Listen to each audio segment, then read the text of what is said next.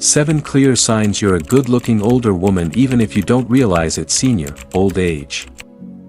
They say the mirror never lies, but I've spent over 30 years studying aging, beauty, and the human spirit, and let me tell you something the mirror won't, it doesn't tell the whole truth, especially not about women over 60.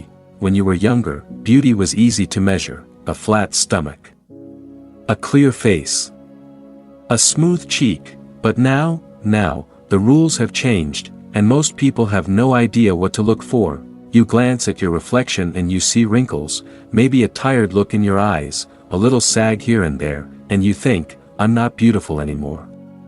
But let me ask you something, have you ever watched someone look at you, and for a moment, they just pause? As if they feel something in you, not just your presence, but your essence. That is not something the mirror shows. You see, real beauty after 60 isn't skin deep, it's soul deep. It lives in how you carry silence, how you listen without judgment, how you smile like you've survived a storm and are still standing. I once met a woman, 72 years old, named Evelyn. She sat in the back of my seminar, quiet, observant. Afterward, a younger man came up to her and said, "Ma'am, your smile makes me feel like everything's going to be okay." He didn't know her, he just felt her. Evelyn told me, I never thought I had anything left that was attractive. And I said, then maybe it's time someone rewrote the rules of beauty. This video, this story you're about to take in, it's not about makeup, it's not about trying to look 20 again, it's about recognizing the kind of beauty that can only come from a life well lived, because you, yes, you watching this, might be a beautiful older woman without even realizing it. So let's begin, not with what the world tells you to see, but with the 7 signs that show you're radiant, powerful, magnetic, in a way no mirror could ever fully reflect. They say the eyes are the windows to the soul, and at no stage in life is that more true than after 60. By now, your eyes have seen so much. They've seen love, loss, laughter that made your ribs ache, grief that left you wordless, the faces of people you raised, and sometimes, the quiet goodbyes you never got to say. So when someone compliments your eyes now, when they say, you have such kind eyes, or, there's something about the way you look at people, they're not admiring a color or a sparkle, they're feeling your soul. It's a beauty that no makeup can create. No wrinkle can erase, because it comes from the truth you carry behind your gaze. Let me tell you about Maria. She's 69. Gray-haired. No filters. No injections, but when she walks into the room, people turn, not because of glamour, but gravity. There's a stillness in her presence, and a depth in her eyes that makes people feel seen. She once told me, I used to think my eyes looked tired. Now I realize they're just full. And you know what? She's right, they're full of memory. Meaning. Mercy. The reason people notice your eyes isn't just about appearance, it's because at this stage in your life, your eyes tell a story, and it's one worth listening to. As a doctor, I can tell you, our brain is wired to trust eyes that feel honest. Science shows we're drawn to people who carry warmth in their gaze. And that kind of warmth, it can only come from living deeply. So the next time someone compliments your eyes, don't brush it off, don't say, oh, it must be the lighting. Don't laugh it away, just pause. And let it in, because they're not seeing what's on you, they're seeing what's within you, and that, my friend, is the first undeniable sign that you're a beautiful older woman, even if you don't quite realize it yet. Let me ask you something, have you ever spoken in a room, and people stopped what they were doing, just to listen? You weren't the loudest, you didn't wear bright colors, you didn't demand attention, but you had it. That's not coincidence. That's magnetism, and it comes from something no youth, no cosmetic, no trendy filter can replicate. Wisdom. You see, when you're over 60, you're not just older, you're richer.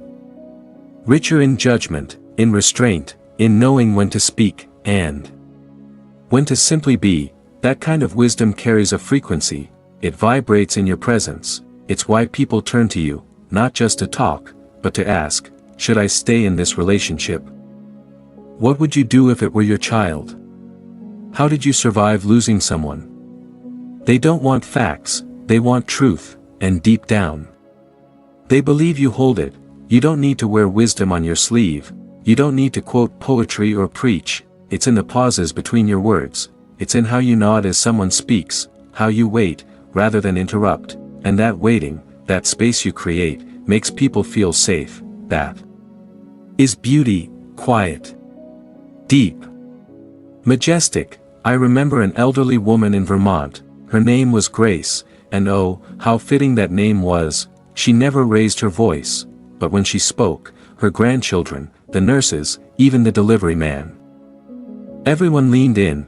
She once told me, "People think I'm wise because I talk slow, but I just think fast and choose my words carefully."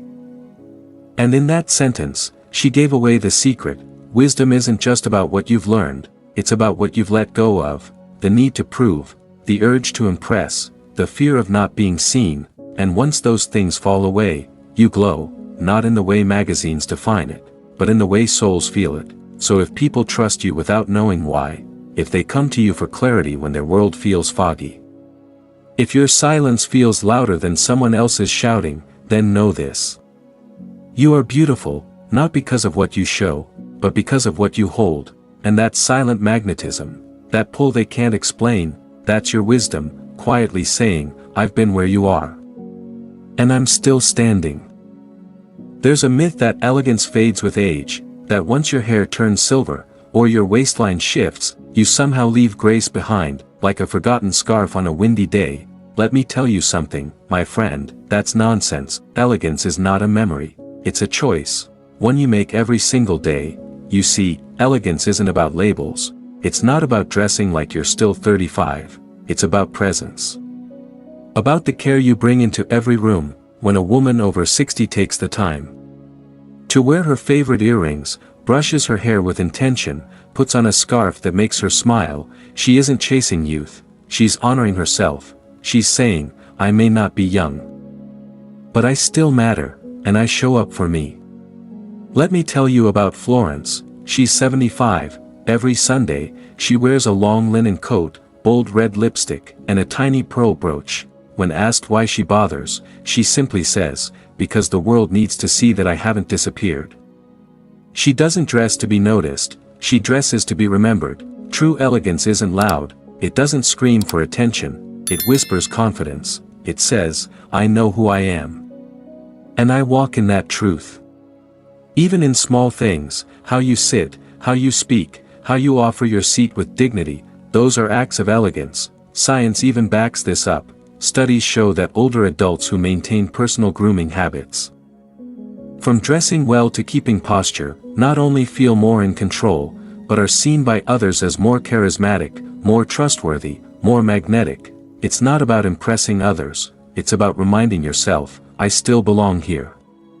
So no, elegance didn't leave you behind, it didn't fade away with your 20s, it's been waiting for you to wear it differently, not like a trend, but like a crown you've earned.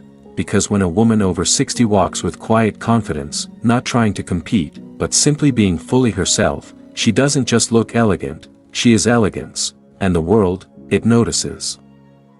Some people enter a room and demand attention, others don't say a word, and yet, the whole room shifts. That is presence, and it's not taught in schools, it's not in a bottle or behind a screen, it's something you earn, after living through enough seasons, to no longer need to be loud. You know what I've noticed after working with thousands of older women, the most magnetic among them, they're not the ones who try to stand out, they're the ones who simply show up fully. They're not chasing the spotlight, they are the light. I once met a woman named Lorraine. She was 81, didn't wear fancy clothes, spoke softly, but when she entered the hospice center to volunteer, the nurses smiled wider, the patient sat up straighter. She didn't do much, she simply was. I asked her once, "Lorraine, how do you do that? How do you carry such presence?" She smiled and said, "After a while, you stop trying to be seen, and start trying to truly see." That's it, that's the shift. Presence doesn't come from wanting to impress, it comes from being deeply present, with yourself, with others, with the moment. And the older you get, the more powerful that presence becomes, because you're no longer trying to prove anything, You're simply living truthfully, fully, softly, but never small. People feel it in how you hold eye contact, how you listen without rushing, how you let silence breathe instead of filling it with noise. And yes, that stillness, that depth, it's incredibly attractive, not in the way of seduction, but in the way of sanctuary. You become the woman others feel safe with, the one whose presence settles storms, the one whose voice doesn't have to rise, because her energy already fills the room. That's the kind of beauty you cannot fake, you cannot Photoshop, you cannot bottle, it's earned. So if you've ever been told, "I feel calm around you, you make me feel grounded," or even just, "I love being around you," then hear me clearly, you are beautiful, because presence, true, quiet, steady presence, is one of the most irresistible qualities a woman can possess, and after 60, if you've nurtured it, you own it. There's something about your voice, not just the sound of it, but the story behind it. When you speak, there's rhythm, not always smooth, not always perfect, but real and rich, like a jazz melody that knows where it's been. You see, a young voice sings what it hopes, but an older voice, it sings what it survived. Your voice carries every laugh you've ever let loose, and every secret you've kept close to your chest. It holds lullabies you once whispered to babies, and warnings you gave to grown children who stopped listening. It remembers arguments that shattered the silence, and prayers you whispered into the dark when no one else knew. Your voice, yes, your beautiful voice, is not just you speaking, it's you remembering, it's you giving, it's you offering your truth in a world obsessed with noise. When you speak, it's not about volume, it's about vibration. A voice over 60 carries weight, even the quietest one, because it's been shaped by heartbreak and healing, by joy and letting go, by lessons that didn't come easy, and people feel that. That's why, when you say something simple like, "Take your time, darling. This too shall pass," you don't need to be perfect. It lands, because your voice doesn't just say it, it means it. You don't need to shout to be heard, you don't need to speak often to leave a mark. Sometimes, just a few words from you carry more healing than 1,000 from someone younger, because in your voice, there is music, and not the kind that fades, the kind that stays with you, like the last note of a lullaby, still echoing in a child's memory, decades later. So if people lean in when you speak, if they smile when you laugh, or get quiet when you share, know this, you are beautiful. Not just in the way you look, but in the way you sound. When you speak truth, born from a life fully lived, and the world needs that music now, more than ever. Here's the final truth, you were never meant to fade, no, you were meant to evolve. The world may try to tell you that beauty is fleeting, that age is a slow death of all things vibrant, that after a certain point, your time in the spotlight is over.